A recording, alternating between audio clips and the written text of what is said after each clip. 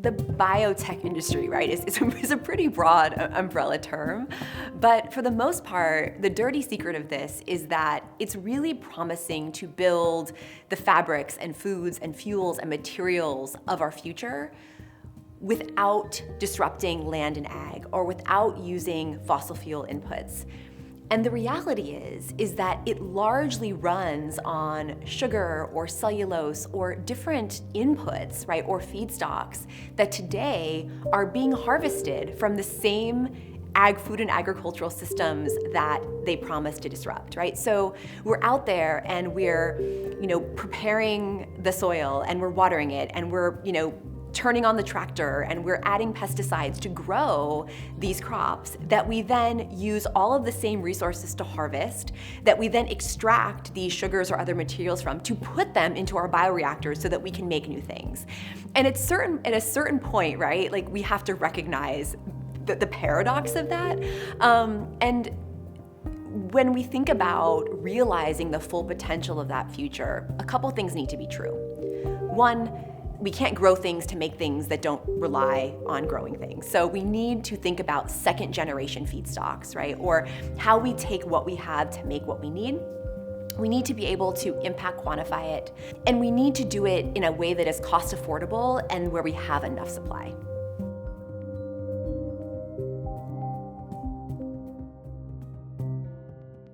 So we talk about sort of this big bioeconomy umbrella, but we started this company looking at this really particular group of customers underneath the bioeconomy. And these were largely like seed and Series A startups that had some traction, that had a really cool proprietary technology. And they had sort of like sold the house on this idea that they were using valorized inputs to power their end material. And the reality is that those valorized inputs are not their secret sauce, right? It's not what they're great at doing, but they already recognized that they couldn't be using, right, these sort of first generation or virgin materials to provide their end product. And everything worked fine when they were doing it at a pilot scale or when they were doing it in the lab. But all of a sudden, we caught them at the point where it's time to scale. And the reality is that they can't produce those inputs in a way that is cost effective and in a way that doesn't detract from the core of what they're trying to accomplish. So for us, being sort of a really easy drop-in technology that operates right at the site of waste, we're able to come in, work with them, do this very oftentimes bespoke feedstock for them so that they can move faster, farther, and focus on what really matters, which is putting their end material into the market. So this is my fourth startup, actually. My first two had an exit, and they were both in the food and ag circularity space. So I think it's always been a little bit in the back of my mind over the years, kind of learning more and more about the industry and always kind of keeping my eye on it. I'm also an MBA professor, and I've really spent my entire career thinking about how we transform legacy systems, right? What are like those really like old legacy things about the way that our world works that, like things like supply chains, that really impact the things we do every day, but maybe the things that aren't quite as visible. And I think that's always been really interesting to me. I'm also took a period of my life and went and studied permaculture. And permaculture is really the way, it's indigenous wisdom, but it's how natural systems interact with each other. And there are these tenets that go along with it, and there are these 12 principles. And for me, it was kind of one of those things that once I learned it, I couldn't unlearn it. And everything about the way that I saw the world, everything about the way that I saw business, everything about the way that I thought about solving problems just got channeled through this lens.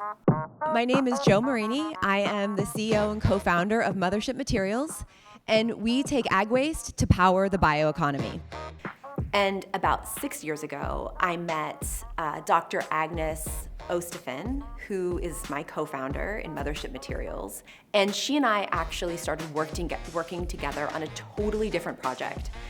And through that, I learned that she had this incredible technology that she had patented around medical therapeutics.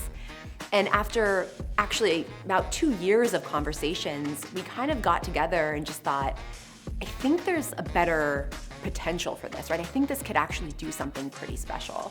Typically, hardware is pretty cost intensive, right, to get started.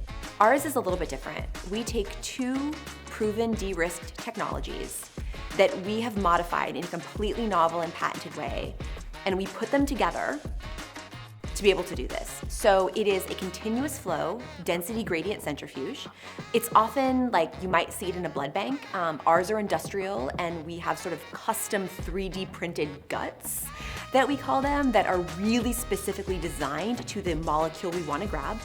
And then we have these sort of capture particles that we actually make out of agricultural waste. And what they do in flow is they molecularly organize these molecules so they kind of find their own molecular highway, and then we're able to capture them.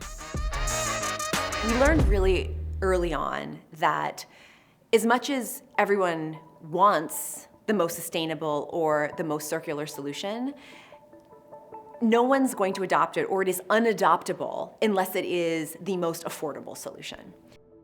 The way it works today is that typically farmers sit on piles of stuff, farmers or producers. So they'll process something and there's waste left over, or maybe they just can't sell it.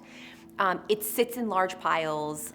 It produces a ton of methane, or they burn it, again, not great for the environment, or they sell it for literally pennies on the dollar. Farming has razor-thin margins. Farm life is hard. Farmers, their entire livelihood, can be made, can be, is make or break by maybe what happens that season or who's buying what. And so we realized pretty early that paying them for the waste, cents on the dollar, maybe wasn't the best solution. And so what we realized is that we can take this waste from the farmer, we can solve that logistical or cost burden of having to do something with it, process it, and then actually return on the revenue, the higher value output to those farmers. And so every time we work with a new farmer, they're actually getting paid on a percent on what we make. And if that's one material, great, but as we get into 2, 3, 4, 5, that provides incredible economic opportunity and revenue in a brand new way for farmers and producers. And so covalorization is something, in addition to all of the other benefits that really keep our costs low, covalorization is really the thing that wraps it up in a bow.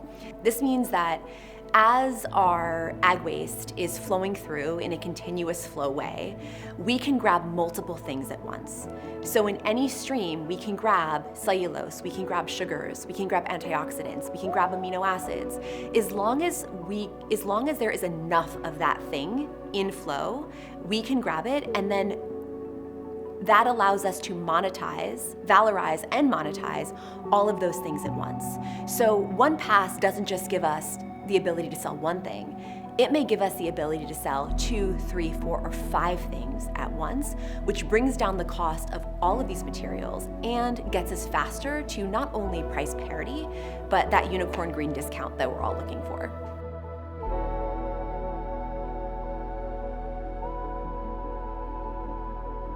Waste is a design problem.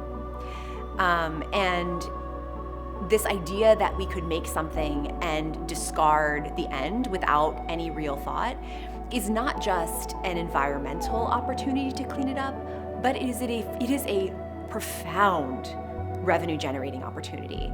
We estimate that there's over $2.5 trillion wasted every year for us to harness in this space and using our tech.